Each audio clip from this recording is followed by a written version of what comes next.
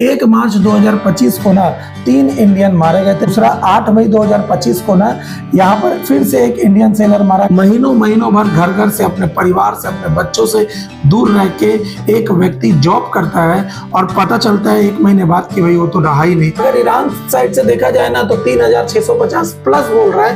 मैं 4000 बोल के चल रहा हूँ कि 4000 मृतक हो गए होंगे ईरान से। और आपको मालूम है ये जितने लोग मरे हैं ना, इसमें से 90% से ज्यादा लोग सिविलियन हैं। We are closely following the developments that are happening in West Asia. We continue to call for safe and unimpeded navigation and flow of commerce through the Strait of Hormuz. This is key for ensuring economic and energy security of people across the world. Akansha, we had issued a statement post summoning of the Deputy Chief of Mission of Iran. We conveyed to them our deepest concerns and that we strongly condemn what has happened. We lost precious Indian life and there are several Indian nationals who have been injured and a couple of them are also seriously injured.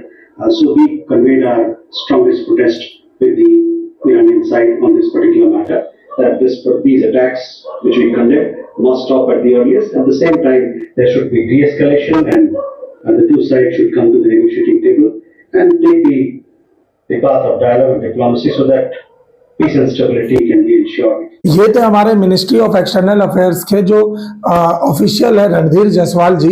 इन्होंने अभी आपको बहुत जगह पे statement भी दिया है।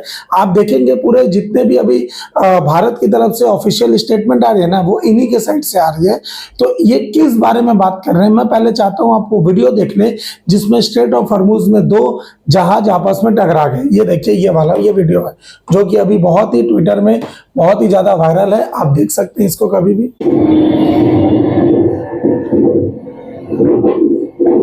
ये 2 शिप यहां से क्या हो रहा है देखिए, ये टकरा गए यहाँ पर। देखिए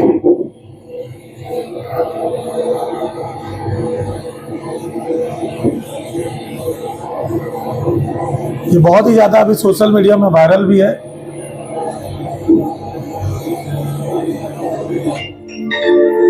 मैंने अल जजीरा की साइड से लिया है। तो अभी आप देखेंगे ना तो यही वो कंडीशन हुआ जिसमें हमारे एक जो सेलर है भारतीय, उसकी मृत्यु भी हो गई है।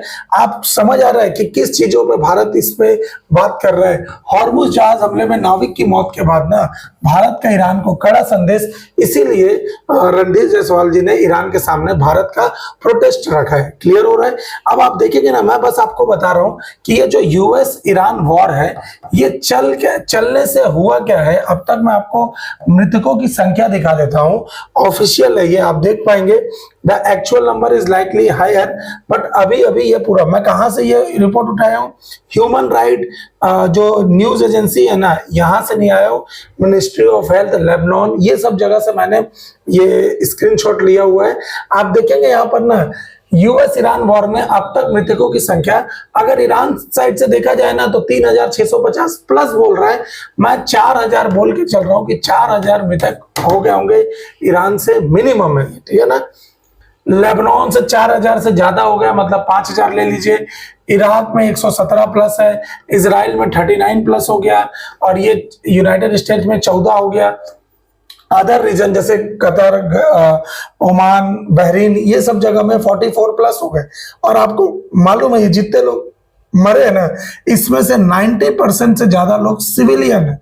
आप बोलेंगे सर सिविलियन कैसे हो सकते हैं? भाई बम गिर रहा है तो बम तो देखेगा नहीं ना कि ये मिलिट्री वाला है, कि ये आतंकवादी है, कि ये अच्छा आदमी है, कि बुरा आदमी। बम गिरा मतलब काम खत्म हो गया। और यही चीज ना अब हमारे ऊपर भी इम्पैक्ट कर रही है। अगर आप देखेंगे ना तो इंडिया में मृतकों की संख्या यहाँ पर है। आप देखेंगे Iran war turns deadly for India sellers.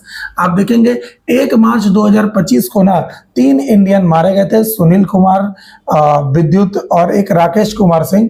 और फिर आप देखेंगे दूसरा 8 मई 2025 को ना यहाँ पर फिर से एक इंडियन सेलर मारा गया जिनका नाम था राजेश कुमार। फिर उसके बाद 9 जून 2025 को 3 इंडियन दीपक कुमार, अविनाश कुमार और योगेश कुमार की मृत्यु हो जाती है। उसके बाद फिर 14 जुलाई 2025 को ना एक इंडियन मरा, अनिकेत सिंह। यही जो आज के डेट में ये बेचारे घर से जॉब करने के लिए दूर से गए थे। बहुत सारे लोग मर्चेंट नेवी में जॉब करते हैं। आप सोच पा रहे हैं कि जो लोग इंडिया का या पूरे वर्ल्ड का ट्रेड संभालते हैं, ट्रिलियन डॉलर में ट्रेड होता है, वही अभी सुरक्षित नहीं है।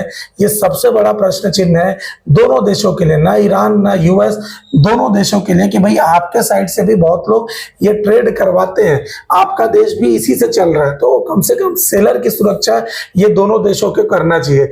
अब मैं आपको दिखा देता हूं कि क्यों ऐसा हो रहा है। देखिए, ये वो न्यूज है ना, top seafarer supplying nation to the world. Seafarer का मतलब वही होता है जो सी फेरर कोर्स होता है। इसको करने के बाद लोग मर्चेंट नेवी में लगते हैं और यहाँ से अपने महीनों महीनों भर घर घर से, अपने परिवार से, अपने बच्चों से दूर रह के एक व्यक्ति जॉब करता है और पता चलता है 1 महीने बाद कि भाई वो तो रहा ही नहीं। सोच सकते हैं आपकी अब तक मृतकों की संख्या ना 12 से 15 हजार पहुंच ही गया होगा।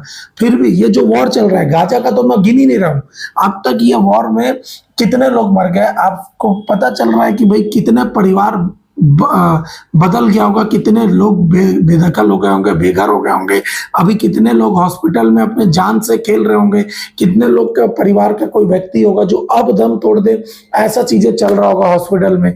तो ये चीजें, वॉर कहीं नहीं जा रहा है। आप देखेंगे सी फेरर सप्लाइंग में ना सबसे ज्यादा जो सेलर आपको मिलेंगे ये है फिलीपींस के, उसके बाद सेकंड नंबर पे चाइना, थर्ड नंबर पे इंडिया है, फिर इंडोनेशिया है, फिर रशियन फेडरेशन है और यूक्रेन है। इनके तो फिर भी कम है, लेकिन जो ये ऊपर के 4 है ना, इन यही पूरे देश को, पूरे ट्रेड को ये संभालते हैं। बैकबोन ऑफ ट्रेड इनको, इन चारों देशों को कहा जाता है। इसी में अगर आप देखेंगे, अगर इनके सेलर को अगर लोग मार देंगे मिसाइल से, तो आप कहाँ सोचेंगे कि ट्रेड कौन करेगा? ये क्या मुस्तफा खमैनी करेगा, या डोनाल्ड ट्रंप करेगा, या मोदी जी करेंगे? कोई नहीं कर सकता। समझ रहे? ये लोग परिवार से दूर रह के जॉब करते हैं, तो इनकी सेफ्टी पहले होना चाहिए। और इंडिया ने ठीक ही किया कि इनकी सेफ्टी को यहाँ पर मतलब इनकी सेफ्टी के बारे में बात किया है। देखिए, हम भी कुछ कर नहीं सकते। ज्यादा से ज्यादा आप बोलेंगे प्रोटेस्ट तो कर दिया ना, प्रोटेस्ट से कुछ भी नहीं होगा। अब इंडिया का बात हो गया है, अब इंडिया का ये, अब हम जो वो खेलते हैं ना, हम न्यूट्रल रहेंगे, न्यूट्रल का जमाना गया। अब इंडिया को सीधा सा,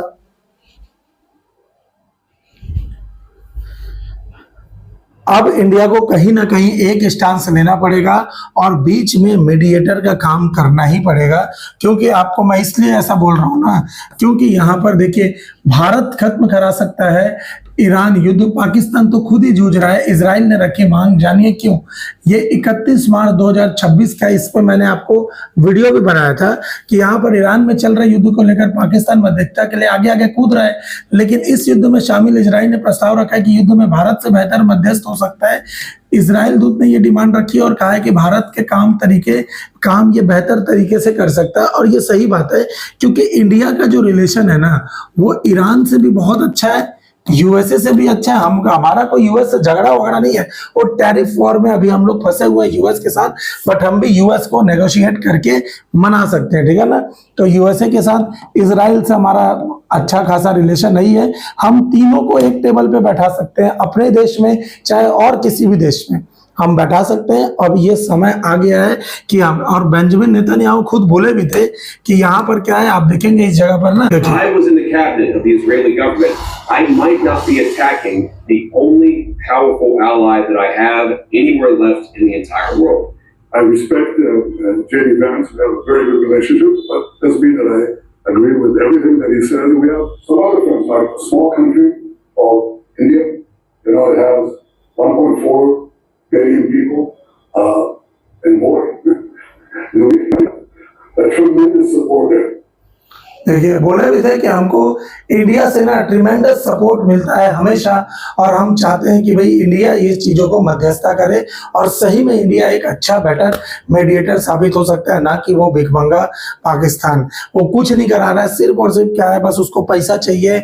मैं आपको इसके लिए अलग से वीडियो बनाऊंगा कि पाकिस्तान का क्या क्या बातें हुआ ये सब चीज। ये अब बातें ऐसे इसलिए उठ रहा है ना कि क्यों इंडिया को मध्यस्थता करना चाहिए, क्योंकि अब ना यूएस क्या कर रहा है ना, अटैक करते करते ना ईरान के चाबहार पोर्ट पर भी अटैक कर दे रहा है, जो कि जहां पर इंडिया का इन्वेस्टमेंट है। आप बोलेंगे चाबहार पोर्ट कहाँ है, तो मैं आपको अभी पिक में दिखा देता हूँ ये चाबहार पोर्ट के बारे में। मैं पहले भी आपको दिखा चुका हूँ, लेकिन फिर दिखा देता हूँ। ये आप देख पा रहे हैं, ये है वो चाबहार पोर्ट ईरान का, जहां पे इंडिया का इन्वेस्टमेंट होता है। और इस जगह से आप देखेंगे पाकिस्तान का ग्वादर बहुत पास है, मतलब लगभग 72 से 80 किलोमीटर के पास में ये पड़ता है। भारत के कांडला पोर्ट से यहाँ से ट्रेड हम करते हैं। ये हमारे लिए अच्छा चीज़ है, ये इसलिए क्योंकि हम ग्वादर पर अभी पूरा चाइना का कंट्रोल है, तो हम यहाँ से चाइना को आराम से इजीली टैकल कर सकते हैं, चाइना की गतिविधियों पर हम नजर रख सकते हैं। तो इसीलिए हमारे पास ये इम्पोर्टेंट है। मैं आप देखें ना, आप यूएस कैसे यहाँ पर अटैक कर रहा है, आप देख सकते हैं।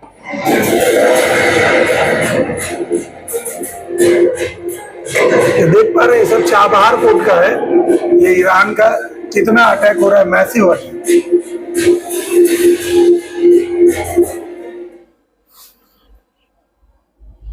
तो अब इंडिया को अब ये इस चीज के बोल के नहीं हट सकता कि भाई हमको न्यूट्रल रहना है, इंडिया को मध्यस्थता करना होगा। और इस जगह पे देखते हैं, अभी तक इंडिया साइड से कोई भी ऑफिशियल स्टेटमेंट आया नहीं है, बट ये सुझाव है कि भाई सभी को अब मीडिएशन में आना चाहिए। क्योंकि ये क्या हो रहा है, यूएस ना, मैं पहले ही आपको बताया है, ये सबसे हरामी देश है। ये क्या करता है, सिर्फ और सिर्फ एक ना उसमें कि ईरान न्यूक्लियर बम बना रहा है, ईरान न्यूक्लियर बम बना रहा है, ये अटैक कर दिया। सेम ऐसी क्या हुआ था, यूएस ने जब इराक पर अटैक किया था ना, वो सद्दाम हुसैन वाला, याद है ना, ये भी यूएस इसको बोल के अटैक किया था कि इराक न्यूक्लियर बम बना रहा है। वहां पर जब पता चला तो कोई न्यूक्लियर का कोई अवशेष नहीं मिला, पूरा देश बर्बाद हो गया। यहाँ सिर्फ आज के डेट में टेररिस्ट मिलते हैं, जो आईसिस लोग है ना, ये यहाँ पर मिलते हैं। बताइए, पूरा देश को ये बर्बाद कर दिया। ऐसी अफगानिस्तान में बर्बाद कर दिया था। खैर ठीक है, वहां पर तो टेररिज्म बहुत ही ज्यादा पीक पर था, तो इसलिए यहाँ यूएस ने ये सब काम किया। लेकिन ये जिस देश में जाता है ना, वो देश बर्बाद हो जाता है, ये एकदम डैम श्योर है। तो देखते हैं आने वाले टाइम में क्या हो सकता है। जो भी अपडेटेड वीडियो रहेगा मैं आपके लिए जरूर बनाऊंगा। तब तक मेरे चैनल से जुड़े रहने के लिए बहुत बहुत धन्यवाद। लाइक, शेयर और सब्सक्राइब करना ना भूलें। Thank you so much. जय हिंद।